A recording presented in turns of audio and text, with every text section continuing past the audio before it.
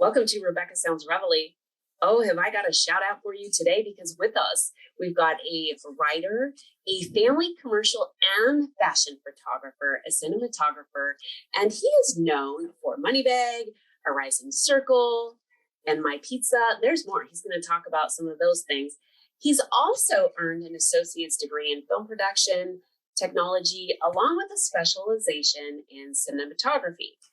I am really excited because we haven't really spoken too much about that. And what's even more special about our guest today is he's created a nonprofit called Kids Behind the Lens. And what this does, well, I'm going to let him share it because, oh man, this is super exciting. I love to talk about things that we're doing to help others, encourage others. And this is right up the alley with the things that we've been talking about.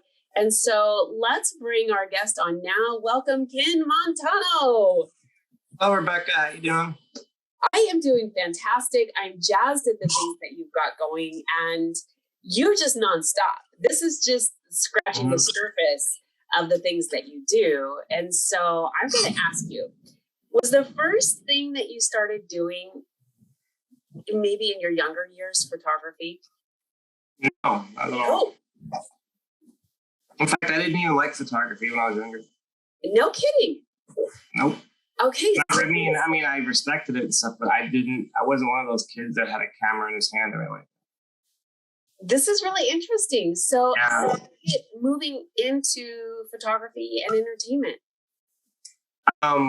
Actually, I came across, I just met somebody who was a photographer, and we hit it off really well, and we were friends. And then she had this business that she worked as a photographer in the hotel. So she would buy space to have an area within the hotel, and she needed help as another photographer. So she asked me if I wanted to join her, and that's how I started photography. So my first as a photographer was as a professional photographer because I was getting paid on my first day. So even though I didn't know what I was doing. I think everybody wishes that they could jump into a job right away and just start getting, without training and experience, to start getting paid right away. But there is something to be said with being able to network and gain people who become friends, and you get to learn things that they're doing. And sometimes I kind of think that their excitement sort of fosters interest in us with the things that. Yeah, I mean, if they're not excited about it, then you're not going to be excited about it. Yeah, you know what I mean? So that's just how energy works. You know?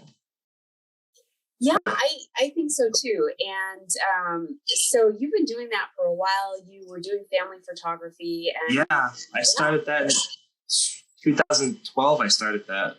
Okay. Yeah. And then you moved into commercial and fashion. Yeah, within like a year or two later, I learned Photoshop and all that other stuff. Yeah. So which is more difficult, do you think, to do? Family photography and getting everybody together and smiling and looking right at the same time, or the commercial fashion aspect, because there's so much, I guess, more demand in perfect picture? I would say families for sure. Okay. Because they're always unpredictable.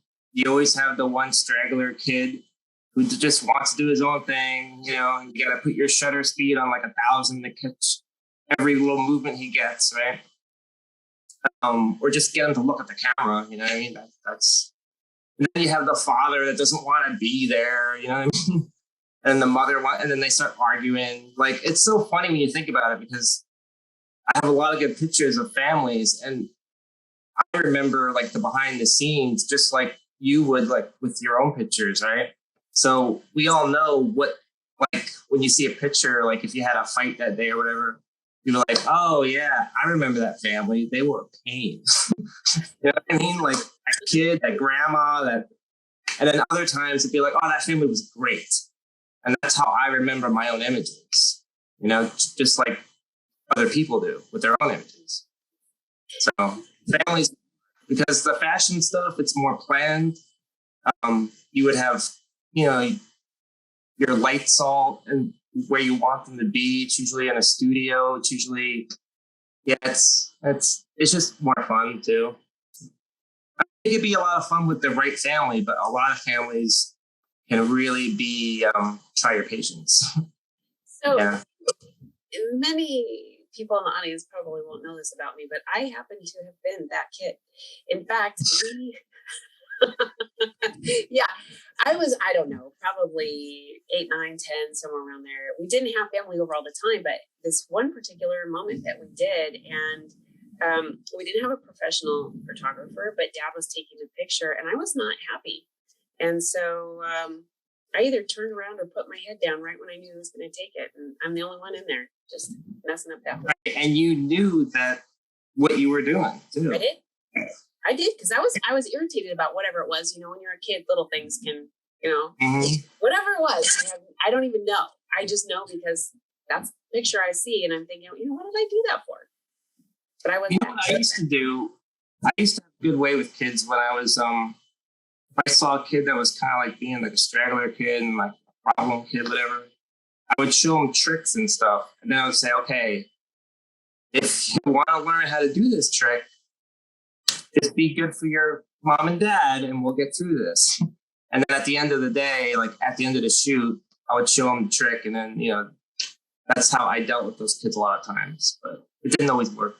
That's good to know though, because oftentimes I think parents do get frustrated and they're trying to get everything just so. And I think on a parental end, that is a technique that they can utilize. It's not the bribery thing, but it's just that it's like go through this and you get this here. I mean, kind of some reverse psychology in there. It's like, come on, you do this, I'll give you that, or I'll show you this, whatever. Yeah, and so interesting. So then, did you move into film? I mean, as far as entertainment. Well, like I said, I wasn't into photography as a kid. Yeah. But I was into film as a kid. Okay. Yeah, that's really what happened. I had a camera in my hands by the time I was like 11 years old. So it was my dad's camera, and I would go in and ask my dad, hey, can I use your video camera? Because I want to do some stop motion animation in my room with like my teddy bears and like Transformers or like other G.I. Joe men or whatever. And I used to like do stop motion animation, which is something they don't really do much anymore. It's usually, all computers now. But it was a lot of fun. And by the time I was like 15 years old, my dad was asking me for the camera. You know what I mean? He's like, hey, Ken, I have to go, so it's just something I fell in love with like at an early age. I think it's really important for us to pay attention to our passions from when we were young, because those things that excited us then usually will, if we haven't used them for a while, reignite. And so it's really interesting because I've always loved photography. I haven't been the best, but I've loved it. I've loved capturing images and being able to see them. And one of the things that I had an opportunity to do in high school was work in the photography department. Oh, cool. And develop the film and understand negatives and the chemical solutions and things. That's really cool. Yeah. Many people don't have to deal with that now because you haven't done that. Well, nowadays it's even easier. Now, it used to be like when, like, was it like 10, 15 years ago? They're like, oh, we got these electronic cameras. We can actually see the picture. We don't have to go into like the dark room, right? But nowadays, you could literally, before you hit the button, you could see what the picture's going to look like. That's power, you know what I mean? So it's like incredible. Anybody can be a photographer nowadays. It's so easy with the right camera, Okay, that's really interesting. And I'm you can actually look through the viewfinder, and it actually changes the exposure as you're messing with the camera. So how could you mess that up? You know what I mean? That is so true. You sit all day going, all right, wait a minute. Oh, there we go. Click. Yeah. And maybe you just have to know like M, P, auto. Yeah, right. Manual. Things. Yeah, I mean, it's bringing back memories of people not, you don't want anybody to open that door when you got the red light going on in the dark room. Yeah, that's crazy. I've never done that at all. So Oh, no. Okay. So maybe that's really cool that you know that. it's really neat. I mean, it was really fascinating to see. And it was sort of kind of like having the, the Polaroid Insta film, and you're just waiting for it to, expose. But at any rate, how long did it take from you going as a child into film, into actual film production? Oh God. When I was like 13, from like 12 to like 15, um, I have a cousin, and he's like 3 or 4 years older than me, and he had his own video camera, and I would go over there for the weekend at his house, and we would spend the whole weekend making movies. How fun! Yeah, like our own little movies that we made, and it's really fun. Are you gonna use any of those in the things that you're doing? I mean, we had like one or three ideas back then that we were doing, because it was mostly his. It was like his films, and I was just there to help him out and be the actor and be the, you know what I mean. So, but it's funny because I'm getting married this July. Congratulations! Yeah, and I'm inviting him to come down, and I haven't seen him in like years. So it'd be funny, like, if he still has like those tapes of us, like when we were like 14, 18 years old. Yes. Thank you. I am so excited for you, and I am sure that you're going to know where you want everything placed to get the right shots and everything. Yeah. It's interesting that you talk about our childhood and being behind the camera, because when you have a love for it, it's funny when you look back on your pictures, you've got everybody else in them but you. Mm-hmm. Yeah, I know what you mean. Yeah, I was going through some old pictures not too long ago, and I was looking at them, and I'm thinking, gosh, I mean, I have everybody's journey except for mine in there. So it's really neat when you see some of your stuff. You're like, oh gosh, But how is it different doing film, say with your cousin, than actually being on set and getting ready to make something just come alive? It's the same feeling. It's not much different, other than just the scale of what I'm doing it now. Okay. We didn't have any production equipment when we were doing it. My cousin, it was just a camera and a house and outside. That's it. So was it a Panavision? What? A Panavision. What type of camera were you using? Oh, those. How, like, from the 80s, like those camcorders, or like rocket launcher. Do they have the microphone? Like, yeah, exactly. And that's what we used. Yeah. So we didn't have any microphones. We didn't have any. We just had story ideas, and we knew what we liked as far as like films, and he liked horror films, so we created a horror film and stuff. So it was just fun. This sounds so much fun, and I love the things that you're doing. You just wrapped up on something pretty recent. I'm going to keep that under hats just until you release the things that you got going on this, and I definitely want you to come back and talk about that. But let's talk about something that you're doing all the time right now, every Tuesday. Every Tuesday. I started this like a month ago, maybe almost 2 months ago, I guess. On my YouTube channel, which is basically every Tuesday I'm going to premiere a short film every Tuesday at 8 p.m. That's what I do. So I could do that because since 2020, I've been shooting like films, and there's like 3 or 4 films that I have yet to complete. So I'm just taking like a little like snippets from those and like making them into like little like really shorter films, like a 4 or 5 minute film. So that's how I'm able to do this right now. Otherwise, how can you make a film every Tuesday? You can't.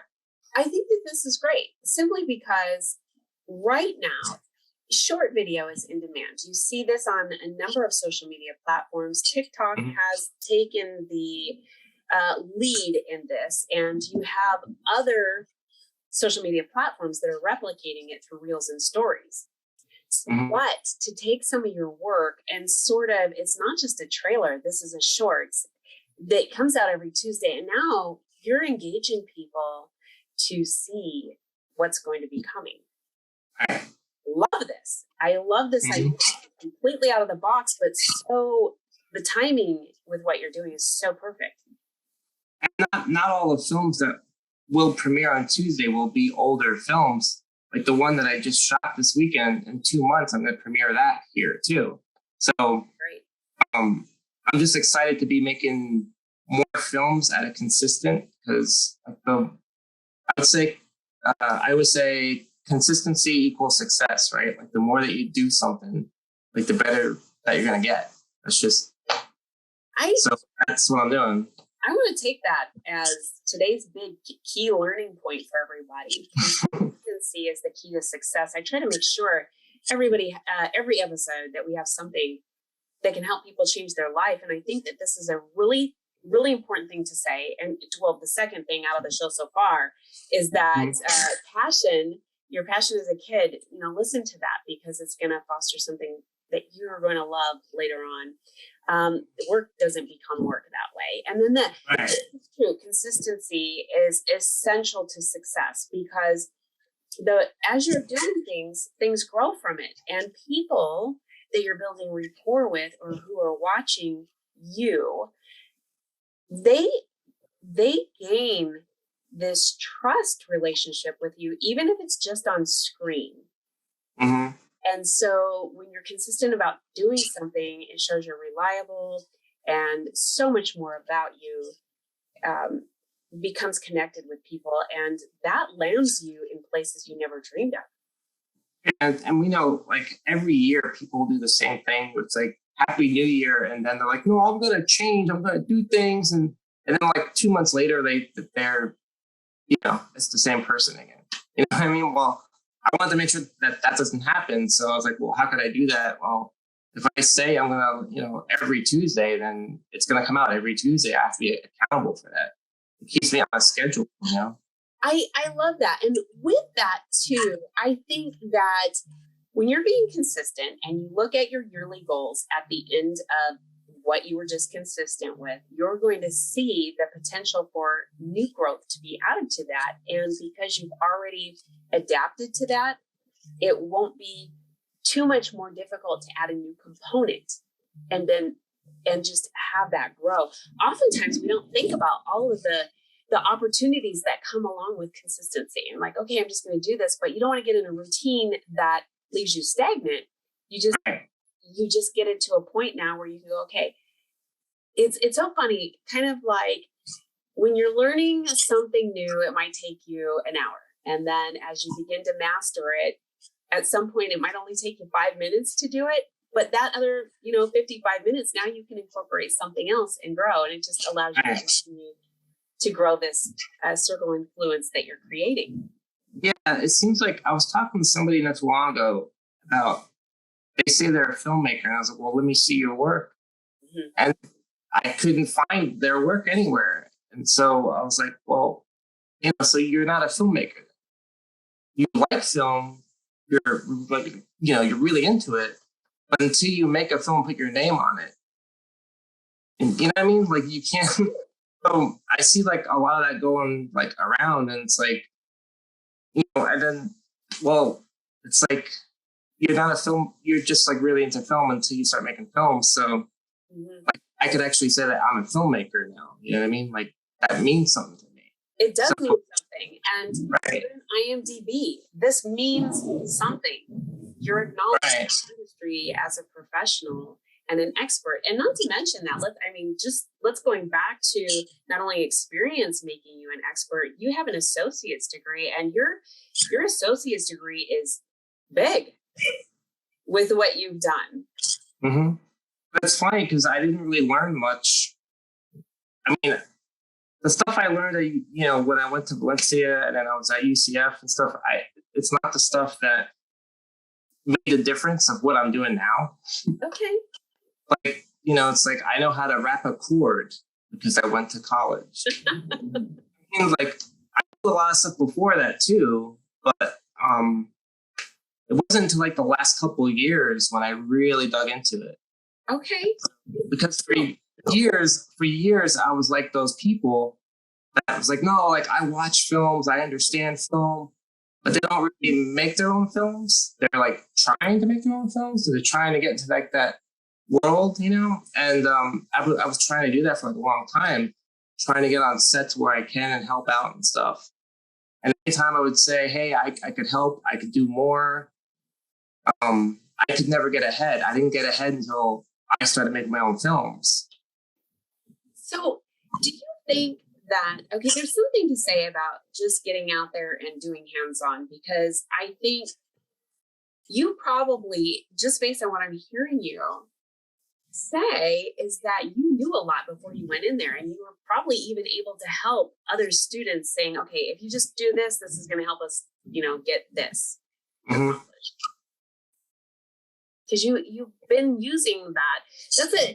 That's something else I want to, share with the audience, in that sometimes we kind of have this perception that we have to go to school, but the real hands-on stuff that you learn is out in the field.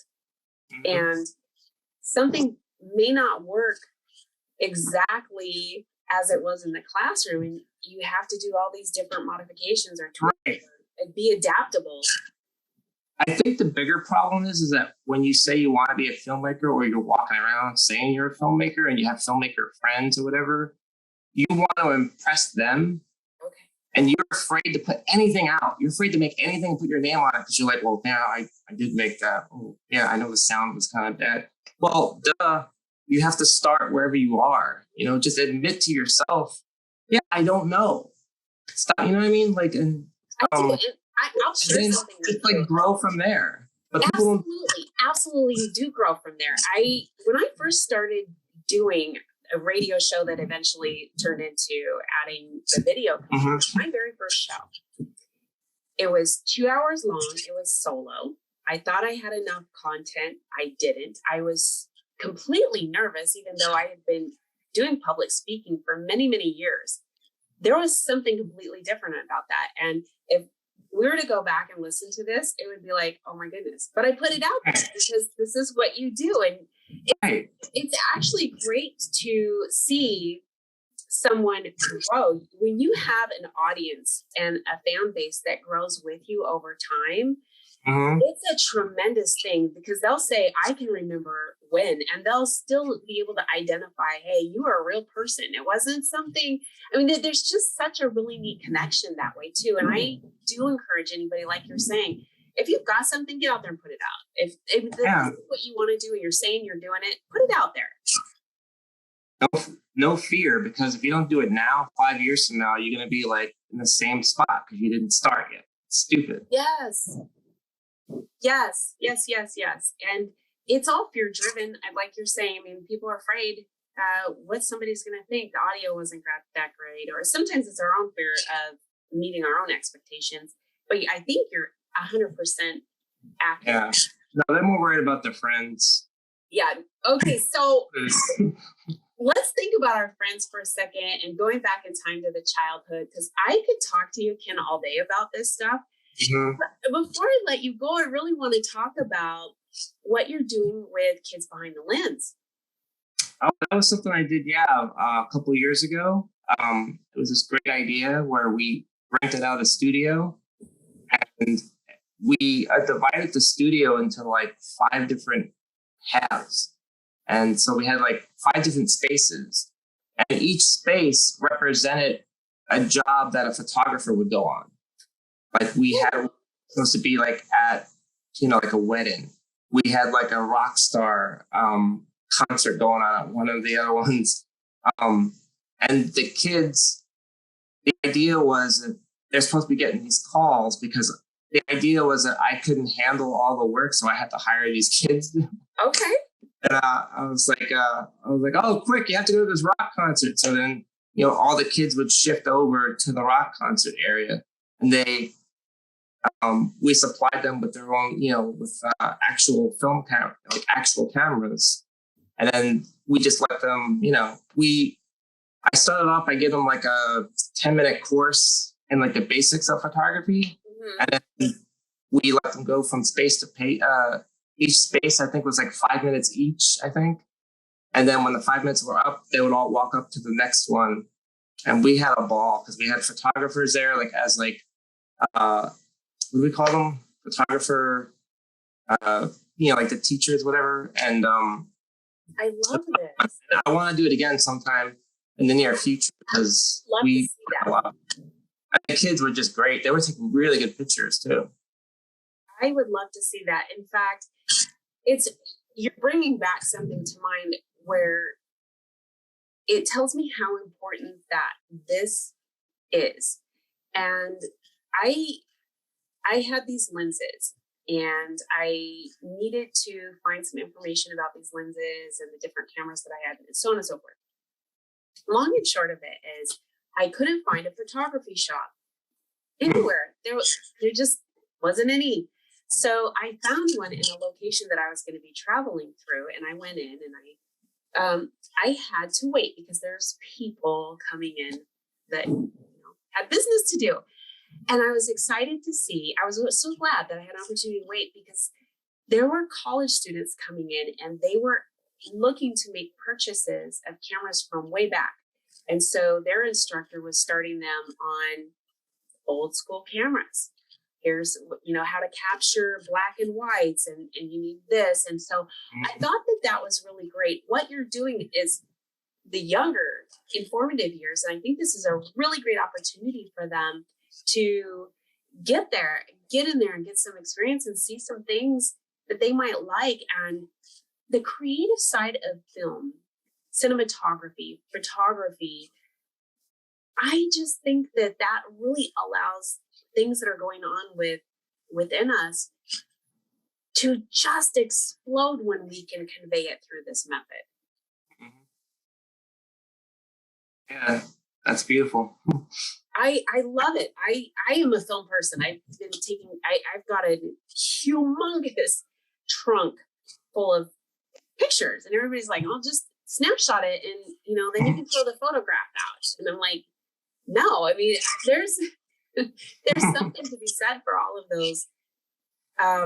But I really believe that you get to see things from different perspective, even though you're looking through the lens. After you see it, you get a completely different perspective on some things as well. So I'm just excited about what you're doing. I'd like to see you do more of that. In fact, I do, yeah. Yeah, and if you do, I'd love to help with that in some context. Sure. So yeah, absolutely. Yeah. Love that. He's behind the lens. Let's do it. Yeah, behind the lens. I get thrilled. I'm actually still getting emails from it. Like emails from the kids who originally were there and saying, she's actually doing photography now still, you know what I mean? Like, so it's like, it's really cool.